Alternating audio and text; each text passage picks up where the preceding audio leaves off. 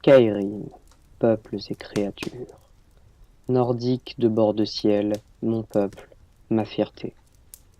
Ami lecteur, je suis un nordique répondant au nom de Brotmund, cœur de loup. Mais plus important encore, je suis né et j'ai grandi en bord de ciel. J'écris ce livre dans l'espoir que le reste de Tamriel puisse connaître mon peuple tel qu'il le mérite et comprenne la vraie nature de notre province. Une région d'une beauté et d'une culture incontestables. Une partie de ce que tu sais déjà sur nous est sans doute vraie.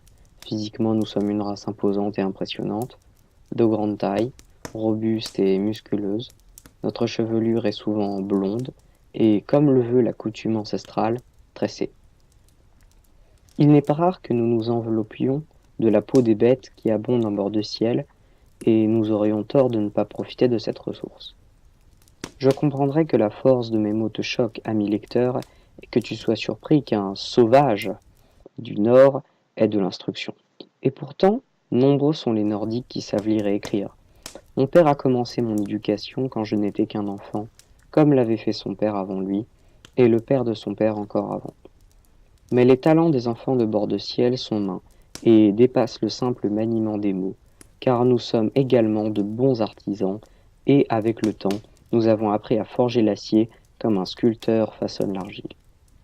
Je te l'affirme, j'ai vu de mes yeux des visiteurs de hautes roches et de Cyrodiil pleurer d'incrédulité en voyant la beauté fatale des épées sorties de la forge-ciel, si divinement forgées par les mains du clan des grises toisons. Mais comment croire cela, me diras-tu? Comment un peuple qui doit encore réussir à s'extraire de la boue et de la neige dans laquelle il est né, est-il capable d'un tel talent? Encore une fois, les partis pris voilent la vérité. Les villes de bord de ciel sont les témoins du génie et de l'habileté nordique. Les meilleurs exemples en sont Solitude, siège du haut roi, et capitale de la province, Vendôme aussi ancienne que respectée, un bijou dans un écrin de neige. Marquardt, taillé à même la pierre en des temps où la mémoire se perd.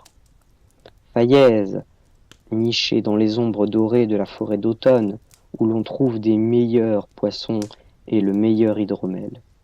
Et enfin Blancherive, construite autour du château de Jorvaskr, qui abrite les compagnons les plus nobles et la vénérable forge-ciel. À présent, ami lecteur, tu te fais une idée plus juste de ce que nous sommes, c'est-à-dire tout ce que tu savais déjà et tant de choses en plus. Mais ne laisse pas cet ouvrage être ton seul guide de vérité.